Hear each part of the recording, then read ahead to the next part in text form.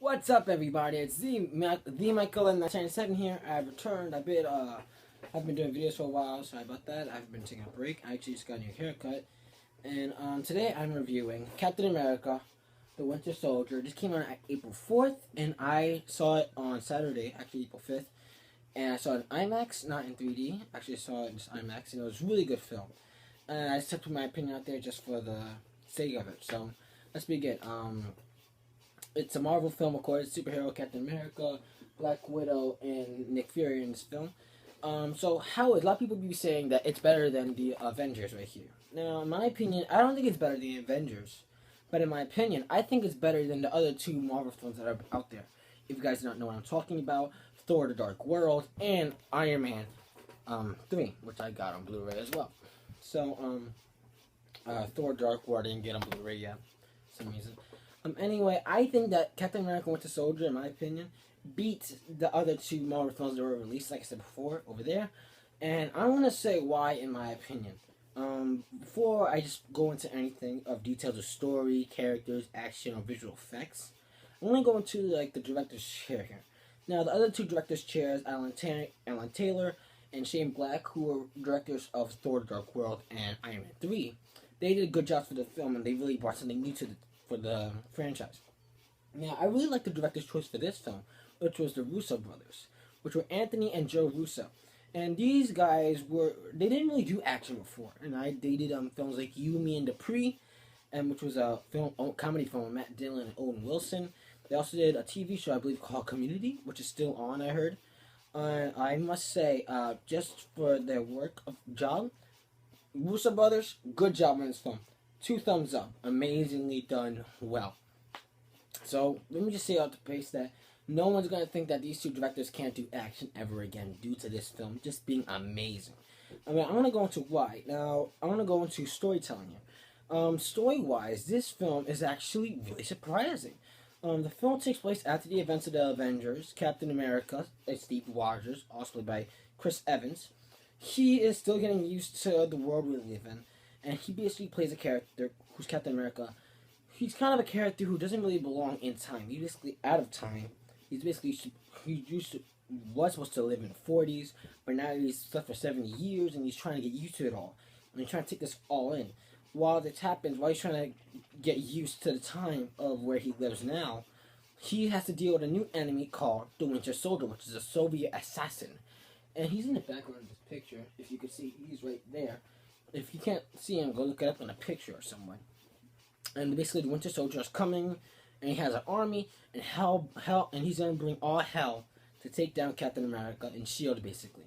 Now, the reason why I like this film a lot is really the storytelling, in my opinion. While the other films were more just an action overall film, the thing about this film is it actually takes more of a risk, and basically not just becomes an action film, but it becomes a covert espionage thriller in the development. It also felt like a 70s action to spy film at times. Basically, on them on the run, and there's moments of intensity and like dramatic moments that were really well done.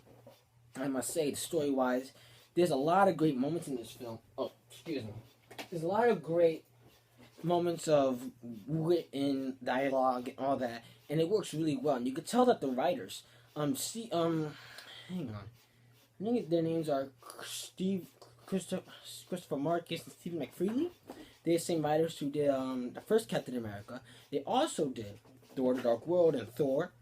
This is, I think, is their best writing yet because I think they understand the 70s genre of action spy thriller films. It also has the type of political type of feeling to it, of conspiracy, and it just works really overall. The other films like Iron Man 3 and Thor, they were just story films based on a comic. Like Iron Man 3 story was interesting, it had that great plot twist. Good. But Thor: Dark World story, in my opinion, was kind of convoluted, and it didn't really do the story justice overall. But in Captain America: Winter Soldier, the story writers and the writers overall did a great job with the story, due to how they structured it and how they planned it out. And what amazing thing is, you don't really see adaptations do the comic book justice, the original comic book, which is the Winter Soldier, which is a big part of Captain America's like franchise, and they do it justice here. A lot of people have been telling me, who've read the actual comic book that it follows the exact storyline. It does everything right, and it doesn't screw up on any part. And I'm glad to see some good reviews of that. The good opinions out of that. Like other than people that, oh, this one's terrible. It didn't follow anything. But instead, I hear people saying that the film's really good. It follows storyline. It doesn't take too many chances. Actually, in my opinion, the film takes a lot of risks with the story itself. And I just love that about the film. It does a great job with it. It's just really well done, and when you get to the end of it, it's just really intensifying. Dialogue, like I said before, the writing in this film is top notch. I really do feel like this film has a great type of emotional attachment. I feel like they did a great job with Captain America, because when Captain America: The First Avenger, which came out in 2011, which I haven't reviewed, but if I were to give that film a score, I'd give it like 7.5 out of 10, tops, or 7 or 8 overall.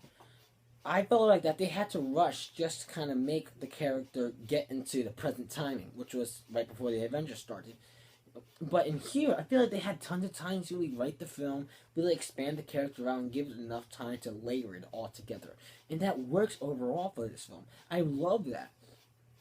And I feel like the writers, they kind of understood the 70s genre of spy thriller espionage, and they understood it well enough. Because if you don't understand it, and if you try to write this script, this film's dialogue could have been terrible. But they did such a great job. As a story, and this has a lot of compelling turns that will make you be surprised, and twists that you won't see coming. Because when I was in the theater, and there was tons of people in the theater when I was watching in IMAX, saw it with my big brother, and when we saw it, and then people saw like the twists and turns happen, they were like, "Oh wow, they didn't see this coming," because I don't know, they just didn't see it coming. Now, story-wise, the film is amazing. It's a great story overall, just outstanding. Mwah, just amazing. Now, let's go into characters here. Characters, Captain America. I feel like he does it. Chris Evans is good as Captain America, like always, in my opinion. He does a great job as him. And you really see him become more of Steve Rogers. He kind of becomes more of a leader in this film, becomes more of a, kind of like a captain in this film, Captain America. And you really do see him kind of have an emotional, outburst, not outburst, but more of intensifying moments in this film. And that's really well done here. And what's cool about it is it kind of goes more deeper into the layer of Captain America himself. As I feel like I can relate more to him than to Iron Man or Thor, because those two are guys who have their own personal, things. Like, one's a guy with a hammer, the other one has shrapnel in his chest.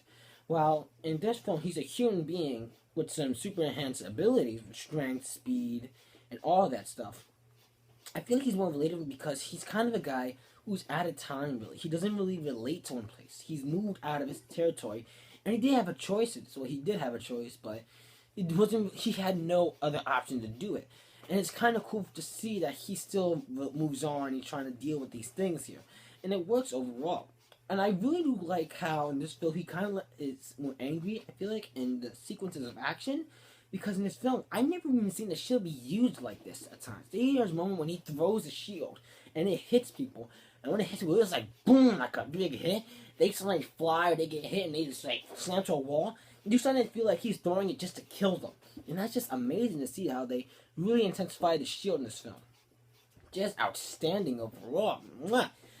Black Widow, I feel like Scarlett Johansson, she did a great job as well, in my opinion. I don't think her acting's bad, like some people will think her acting's horrible. I think she did a great job in this film. She really did hold her own. She's kind of the partner in this film to Captain America, and she does a really good job. She kind of has her own little personal conflict just to deal with as well. I'm not going to spoil that too much about it, but she has her own great dialogue, and Captain America, they kind of have a cool chemistry in the film as they work together later on.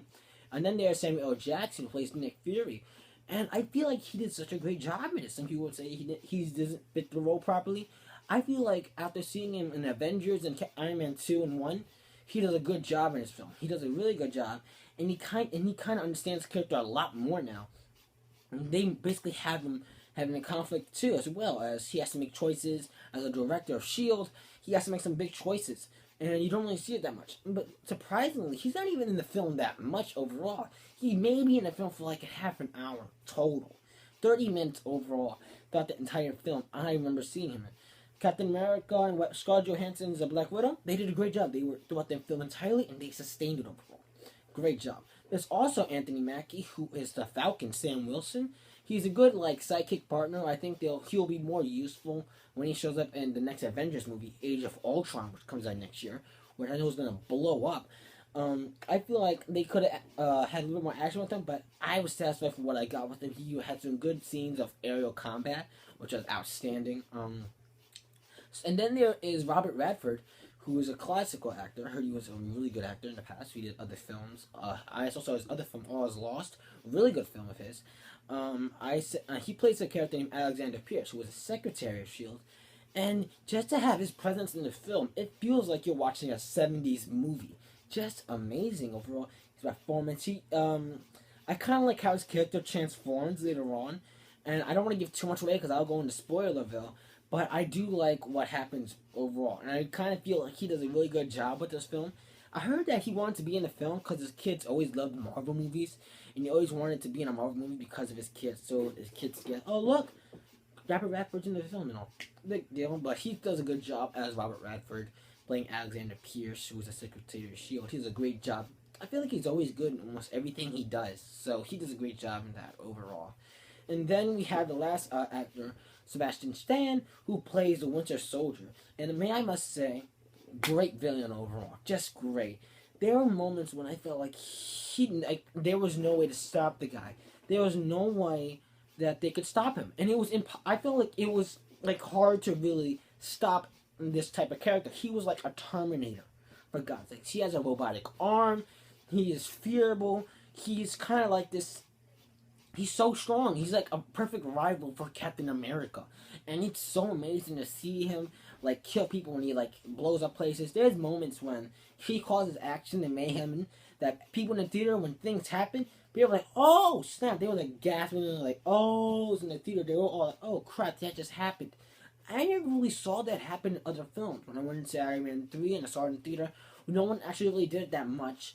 Thor, we didn't see it that much. We did see it in X-Men First Class a little bit, but not as much as what I saw in Captain America Winter Soldier with the audience. What I saw with the audience when they were like going, oh, I was like, oh snap, wow. Just this, like, Winter Soldier is a perfect, like, one of the best villains. Is he better than Loki as a villain? I don't know, but I still think the Winter Soldier is a great villain for superhero movies. He's like the Terminator of superhero movies overall. There's moments when he's in the film and he's causing mayhem, and I felt like they couldn't stop him at all. No way of stopping him. But it's just amazing overall. It's just so good. Excuse me, I'm gonna drink this. You should not know, this is a collector's cup of Captain America. I got this at Linden Boulevard. Really good cup. I have phlegm. Excuse me. But back to the film overall. I really do thought that the actor, Winter Soldier, Sebastian Stan, he did a really good job. He brought that type of dark presence to the film. And if they didn't put that type of actor and brought like this Hucky Bunny, like true guy who didn't really have the strength of physics of a fearsome character, the Winter Soldier's role wouldn't fit well. It wouldn't like fit well into the film. It wouldn't have worked. And I just love how they did a good job with this film. Now, I talked about characters, I talked about story. Let's go into the action, as, in my opinion, this film has the most action out of them all. Now, in case you guys do not know, ever since after the Avengers, these films are taking a lot more darker vibe or darker tone to it.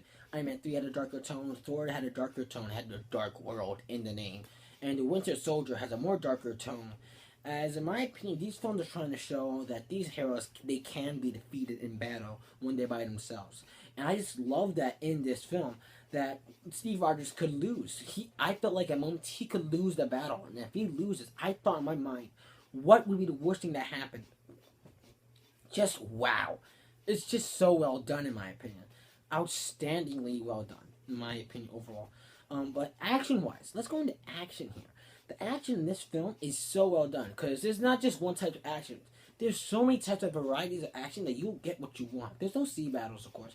But there is a car chase here. There's gun battles. There's quick hand-to-hand combat.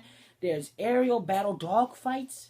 It's so much. There's so many types of battle, like action type of form styles here, that they did such a good job. The directors really didn't know how to really take the action and really mix it up. It never felt stale or repetitive at all. Moments when like the camera gets close and you see like them like breaking up stuff and they're fighting and they're getting real close and they're hitting each other and you feel like the intensity of the hits. It's like yeah, boom, boom, wow. It was so awesome to like really see that happen. Wow. And I really did like the amount of visual effects in this film that they used. I mean, directors Anthony and Joe Russo, they didn't want to use too much visual effects because they wanted to use the least amount of visual effects as possible because they wanted to go to what they call a lost form of theater, old school action filming. You know, kind of have much realistic, not use too much visual effects. And in my opinion, good job on that. It felt like at times they didn't really use too much visual effects, only for the parts when they couldn't do realistic practical effects. So good job there, just good job. You could tell with some of the action that there are some good practical, like good parts when you feel like it's realistic. Because this film supposed to have a realistic tone. And if they kind of put like Captain America and his team and like visual effects 100%, the film will lose this type of reality to it. And it'll just become this full-on fantasy action film instead of a realistic, darker tone action film. And it works for me. And I really do love the credit. Like the critics are reviewing this perfectly. It's a 90% on Flickster, Rotten Tomatoes. So good job. And also, I really do love how it just does a really good job overall of action, in my opinion. Like I said before, there's like so many close shots, and the cinematography for some of this action is really well done. Like moments when like the explosions happen, they don't get too close to the action. They show like some of like the sights of it happening, and it works really well for this film. Now, for Avenger callbacks and stuff like that, they don't really do too much of callbacks. They do talk about Tony Stark a little bit, like, oh, Iron Man has to come to my birthday, my niece's birthday party, and he has to mingle a little bit. And, like, the sign of Stark Industries on some of the machines that are in the film, those are cool little callbacks, but I didn't really see no callbacks to Thor or Hulk in it that much. I did see, like, a little callback to Hawkeye, which Scarlett Johansson, she has a necklace on her neck that has, like, an arrow through it, which is a stand for Hawkeye. So that's kind of a cool thing they added to the film. Now, another thing now I know a lot of people, or reviewers, will be talking about this is where are, like, the rest of the team? Where is, like a lot of people complain about this with Iron Man 3 and Thor: The Dark World, when, like, these like, separate heroes, they're fighting a big situation. Why didn't the rest of the Avengers come in, like Thor? Why don't Thor come in to help out Captain America? Why don't Iron Man come in to help out Captain America? Well, you want to know why? Because this is not an Avengers movie. This is basically Captain America's movie. It has to stay with Captain America. If you don't like that, then stop complaining about it. Don't complain about it so much. I mean, I still see people complaining about it. I told them. I even said this in my Thor review. That we're still going to see this problem with people complaining about how the rest of the Avengers isn't helping these characters out in this film because of this reason. Just leave it alone. It ain't gonna go away. They're not gonna try to fix it because, in my opinion, they don't need to fix it. It's their film. It's Captain America's film. It's Scarlett Johansson's film. It's Nick Fury's film. It's S.H.I.E.L.D.'s film. Because S.H.I.E.L.D. is there. Alright? So, big deal. Get over it. Now, I really like how the film ends, in my opinion. Like, they really had the balls to, like, change the formula a little bit, change the franchise up a little bit, and it worked so well. I'm really surprised to see how it ends. And I really can't wait to see how they're going to change it up from there. Like, how is it going to be different from what we've seen so far? And I really, really can't wait. It's so much waiting for this film, like for Avengers Age of Ultron to come out, that has a lot of hype behind it, that you just have to hope that it goes so well overall. It's just so well done, in my opinion. Also, before you leave the film, there's two things behind the credits, so stay behind for the credits twice. There's one after their first minute of credits, and then there's another one, which is really at the end. I didn't actually see the second one, so I only saw the first one. But when the first one I saw, holy shit, it was outstanding. It was so much like that thing, like, just show us this little snippet. We're going to pull you right back. We're going to pull you to Avengers Age of Ultron. They pulled me in. I can't wait to see Age of Ultron and Avengers to see what that little snippet's going to show us in the next film. I can't wait. If you guys have seen the film already, let me know your opinions in the comments below. And tell me, do you really think that the thing about how all these heroes are on their own and why don't other people come in to save them, do you really think that's a big problem to you? Because in my opinion, I don't see the problem. I don't see the problem, really. Look at me. I don't see the problem at all. I don't really see it. If you have a problem with that, that's your problem, but not mine, because I love this film overall. In my opinion, it's better than Iron Man 3 and Thor the Dark World. That's how I say it, in my opinion. I just love this film overall, and in my opinion, this is the best Marvel film in Phase 2 so far. In Phase 2, this beats Iron Man 3 and Thor the Dark World. Will it be Guardians of the Galaxy? I don't know, but in my opinion, this is the best out of Captain America, Thor, and Iron Man. So that's so far. Captain America wins, in my opinion. So what do I give this out of 10? Now, my past reviews, I gave Iron Man 3 a 9.5. I gave Thor the Dark World an 8. So it's going to be higher than Thor the Dark World. It's going to be higher than Iron Man 3. So what does that mean? In my opinion, I didn't really have no problems with the film at all. No problems. If you guys have your problems, that's your review. And that's how you think of it. Some people will say that the story has too much heaviness, like it doesn't move on. I don't believe any of that. I saw the film myself. I experienced it in IMAX. Well job. I love it. I'm giving it a 10 out of 10 in my opinion. Just like the Avengers. But it isn't better than the Avengers. In my opinion, it's on par with the Avengers. Basically, on how this one is an Avengers 1.5, in my opinion. If you guys have your problems with it, that's your thing. But I'm giving it a perfect score, a 10 out of 10 overall. If you guys have a problem with that, that's your problem, not mine. Okay? So please like the video, comment below, and subscribe for upcoming videos that are coming out. I'll be on Facebook and Twitter. My name on Facebook is Michael Martinez. My name on Twitter is TheMichaelM1997. I'm going to be trying to catch up on Twitter a lot more now. For some reason, I've been on it for like a few days. God damn. I've been on for a few days and I have a really bad cough. So like the video, comment below, subscribe. My next video review will be of Infamous Second Son. I actually just finished playing the game for what I played it of. And I can't wait to review it for you guys to give you my opinion. Some of you may not even watch it. I may get like 10 views on this video. You may never even know. So bye guys. Have a good day. Good night.